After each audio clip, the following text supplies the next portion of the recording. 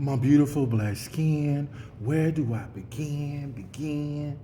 My beautiful black skin, where do I begin?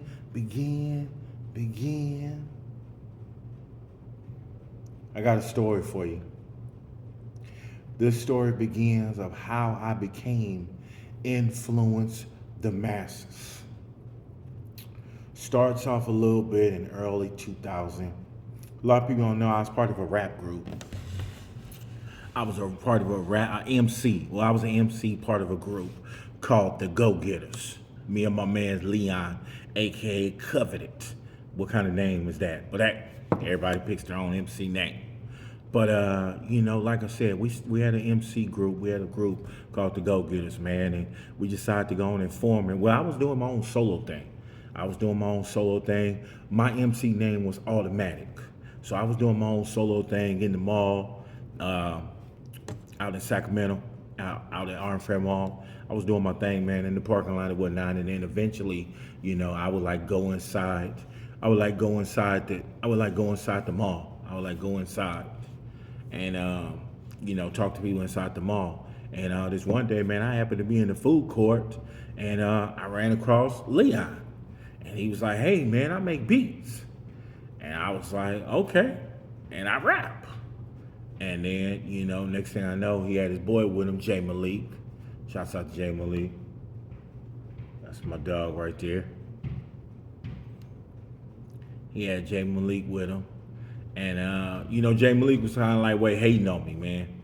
Jay Malik was like, hating on me. But me and Leon, we had a vibe. We bonded, So, first time I came over to his house, man, to listen to his beats, man, I actually fell asleep.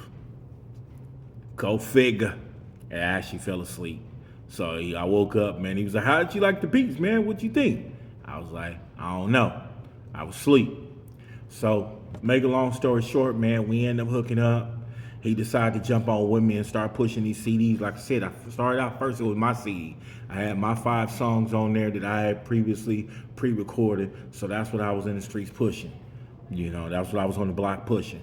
And he decided to jump on with me, so I pressed him up some CDs, and he started pushing them with me, man. And we was out there just digging and moving, man, hitting the block, man. Gas stations, shopping centers, festivals, barbecues, man, crashing birthday parties, man, hitting churches. I mean, we was doing the most, man. We was all over that thing, man. We was laser focused, man. Consistency. We was relentless, and we stayed hungry. And another thing we did, man, we took trying out of our vocabulary. That's one thing we vowed to say. Whenever we said we was gonna do something, we never said we was gonna try. We always said we would do, and it's gonna happen. And you know what? That thing is powerful, bro. That thing is powerful, king. That thing is powerful, queen. When you take try out of it and say it's gonna be done, man, something happens. God hears it, and he opens up the heavens, man, and that thing happens. So things just start happening for us, man. And we got too big for Sacramento, man. We got too big for Stockton. We got too big for Lodi, Modesto, and Manteca, and Tracy, and all these surrounding cities, Stockton, man. So we said, man, let's go on and let's go on a road trip. Let's go on a road trip, man. So we pressed up enough CDs, man. We got, saved our money up, man. I think we pressed up like 500 to 1,000 CDs. 500 to 1,000 CDs, man. And we just jumped in my car. Back then, man, I had a 95 Ford Mustang. Yes, sir. That thing was lit, though. Had about 100,000 miles on it, 100 and some change. And we jumped in the 95 Mustang, man, and we hit that thing moving. First started off in Arizona. No, LA. Started off in LA first. Started off in LA, hit Compton, hit South Central. We hit Watts. We hit Crenshaw. Before Crenshaw, shouts out to Nipsey Hussle, man. Black Sam, man, you out there doing your thing with the Marathon Burgers. Crenshaw, man, when Magic Johnson movie theater was still up and running.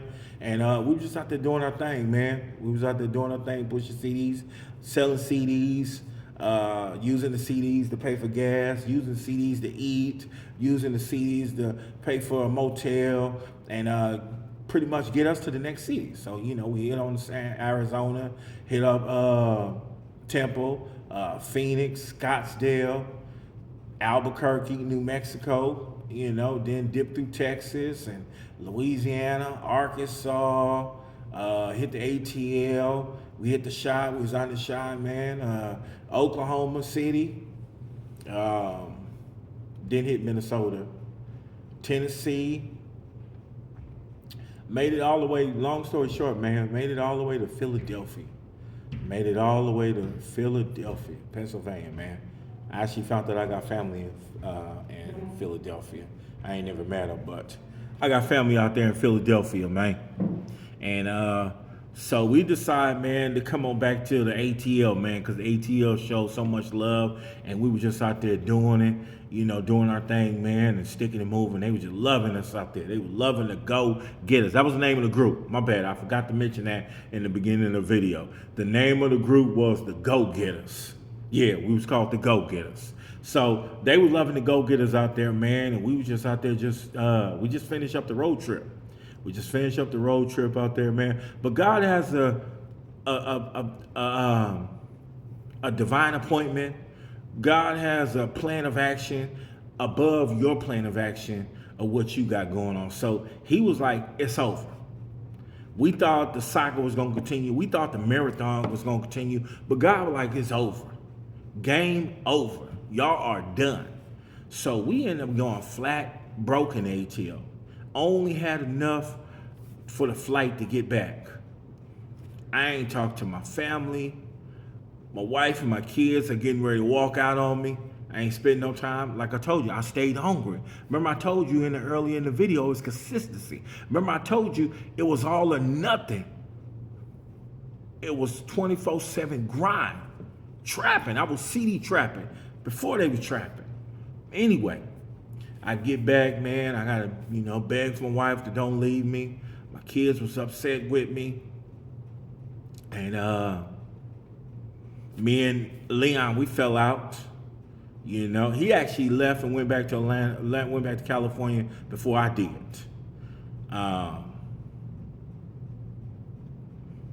Came back, man, and that's when I started on this poetry, this poetry journey. That's when I started on this poetry journey. I asked God, I said, God, I'm getting ready to bring the poetry back. I haven't did the poetry in years. The kids made fun of me. They laughed about me. So I put it away in the closet and vowed to never do poetry again. Real talk. Vowed to never do poetry again. But God had a plan. God had a purpose. God had a vision for me. So I said, God, if I'm going to go back out there into the streets as this poet with a new name, I can't go out there as automatic because he's already been used up. He's expired. I said, what will my new name be? He said, Influence the Poet. Matter of fact, no. He said, I want you to call yourself Influence. I want you to call yourself Influence. I want you to call yourself Influence. I said, all right, God, I'm going to call myself Influence. So I'm going to call myself Influence.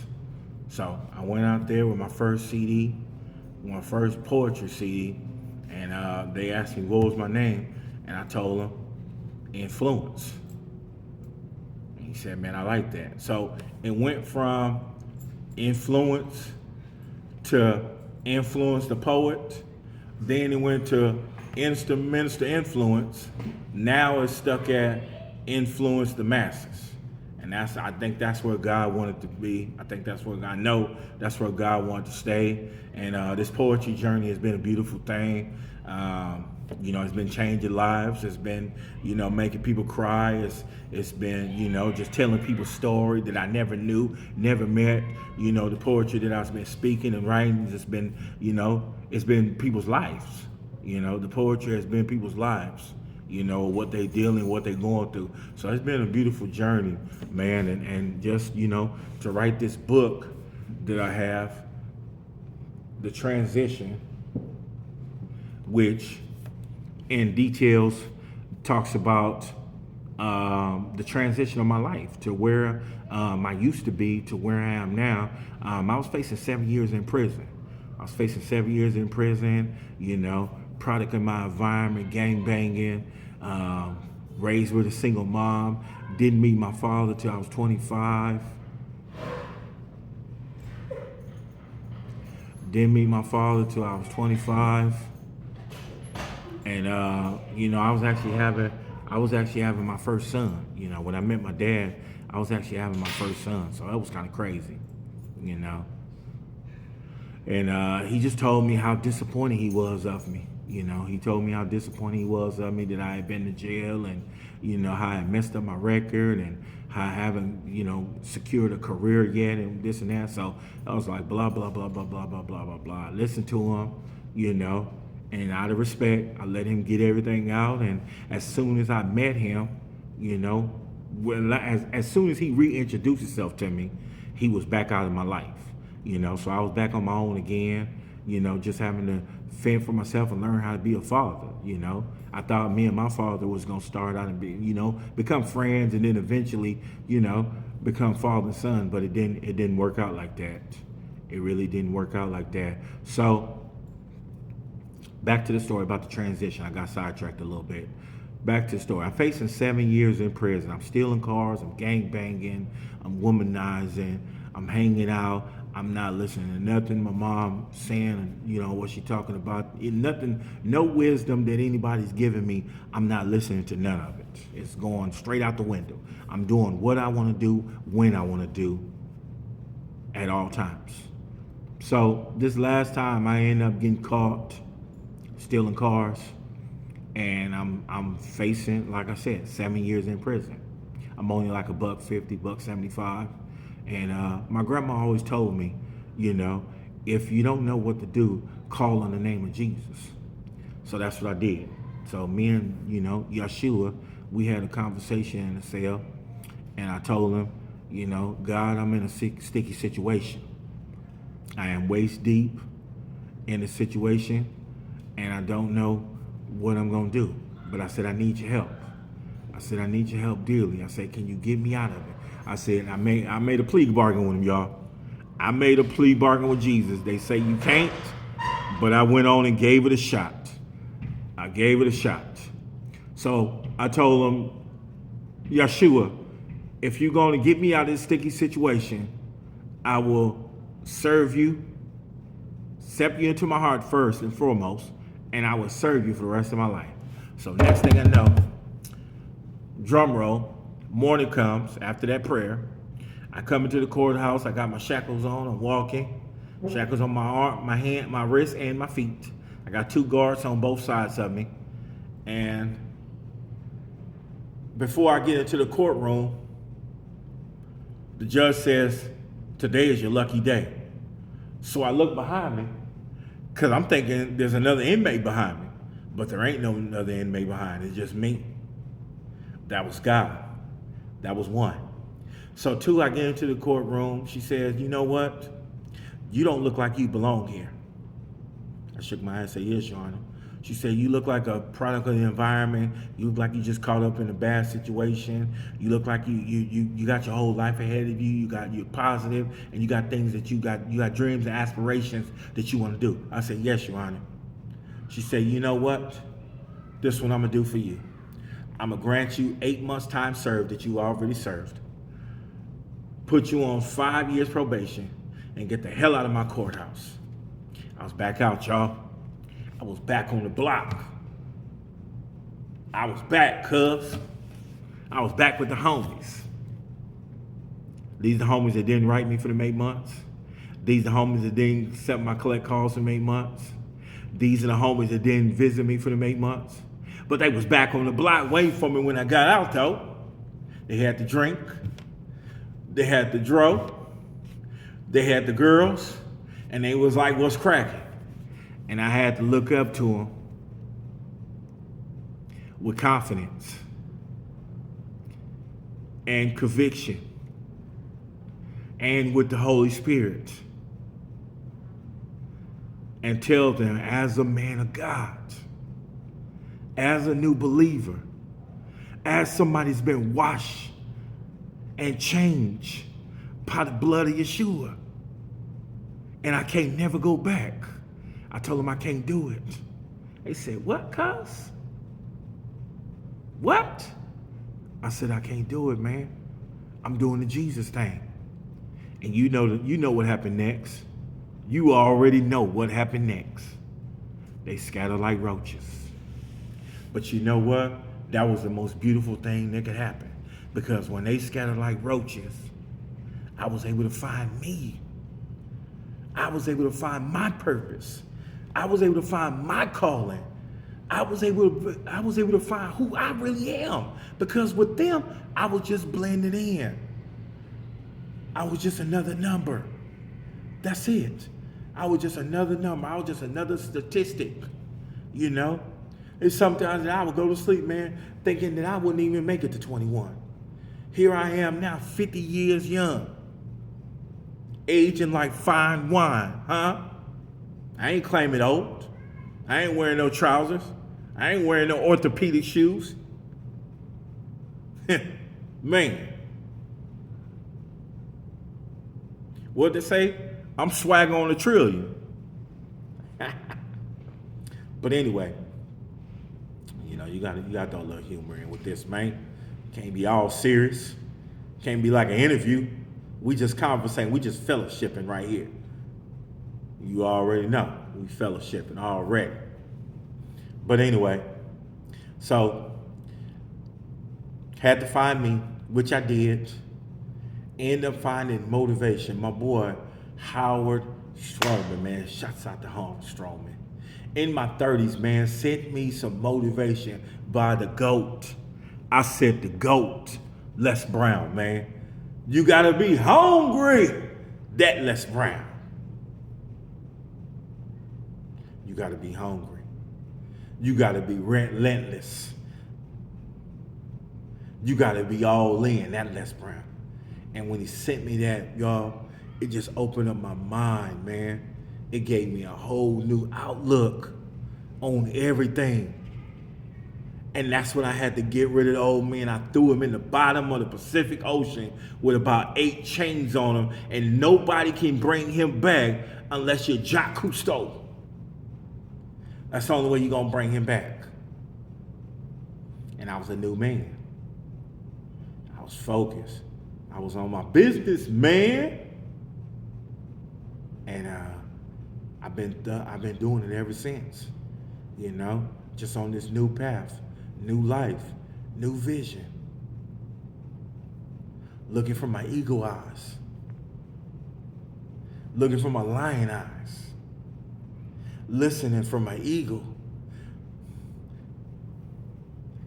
senses. You know, always searching and looking for that next opportunity, because it's always there. It's right there. And doing what God said in the Bible, be fruitful and multiply. See, what y'all got twisted was when God said be fruitful and multiply, y'all thought he was just talking about making love. You thought he was just talking about having a gang of babies. No. God was talking about passive income. God was talking about multiple streams of income.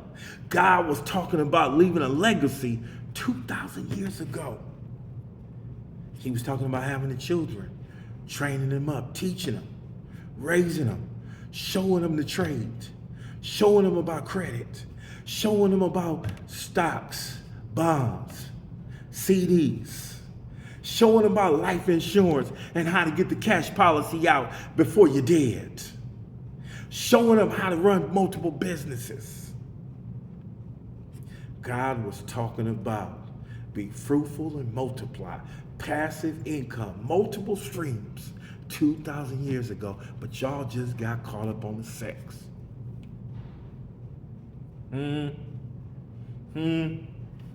Yeah, man. Passive income, man. That's what God was talking about. And one more, I'm going to piggyback off that right there. The Bible also says, if you don't work, you don't eat. He wasn't talking about a job. He was talking about your purpose. He was talking about your passion, your calling, doing what you've been put on this earth to do. If you don't work, you don't eat. I'm a poet. That's what I do. That's what I'm supposed to be doing. I'm not supposed to be working a 9 to 5. I'm not supposed to be working till I'm 60. I'm not supposed to be in the rat race. I'm not supposed to be living paycheck to paycheck. I'm supposed to be a poet. I got caught right there. I'm supposed to be a poet. Aspiring, not expiring. I'm supposed to be a poet, aspiring out there, not expiring,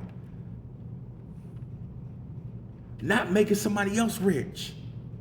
I'm supposed to be building my own legacy, making my own household rich, leaving my own legacy, not building somebody else's legacy. You feel me? So here I am, 2025, influence the masses, fully evolved, all in, with all that knowledge and all that wisdom that I prayed and asked for. The Bible says if you pray for wisdom, God is freely to give it to you. So all with that knowledge and all that wisdom that I prayed for, I got it, y'all. I got it. It's here. And my boy, Billy Allsbrook, man, if you get a chance to watch it, man, I can't wait till you come out with the poetry book, man. I'm just glad God used me, man, for us to hook up in San Francisco, for me to show you, give you the poetry book, give you the word, man, and fellowship, and that inspired you, man, because I never knew that you did poetry. Never knew that you did poetry, but that inspired you and sparked something in you for you to come out with your own poetry book. So shouts out to my boy, Billy Allsbrook, man. When he come out the book, man, make sure I get a copy. Make sure y'all get a copy, man. I'm promoting. I'm pre-promoting, man. You know what I'm saying? I'm already, you know what I'm saying, up on the pre-orders already for my boy, you know? And if you ain't got my book yet, The Transition by Garnett Rogers Sr., put that in the camera, by Garnett Rogers Sr., man. If you ain't got the book, man, my book, The Transition, what you waiting on? Stop playing. Get it. I got 30 poems, 30 poems in there for your mind. Poetry for your mind. And the testimony on the book, man, is after that, I quit 3 times. I finished the book in 2019. Finished the book in 2019, was excited. I was like, I'm an author. I'm a poet. I'm a speaker. And the devil said, we ain't having none of that. Shut that down. Shut that down now.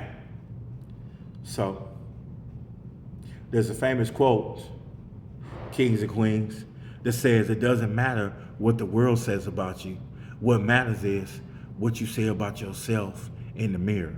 So when I went in the mirror and I talked to the lesser me said, you're not a poet. You're not an author. You're not a speaker. What are you doing? Go sit down somewhere. Do something else. This ain't gonna fly. Ain't nobody gonna read no poetry talking about Jesus. Ain't nobody gonna read no poetry about the transition. Who cares? Everybody writes a book. Everybody writes poetry. You ain't gonna make no money from it.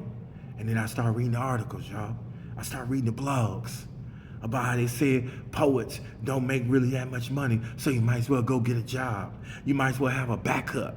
You might as well have a plan B. I felt I was all in with the discouragement, with the doubt. I became a doubting Thomas.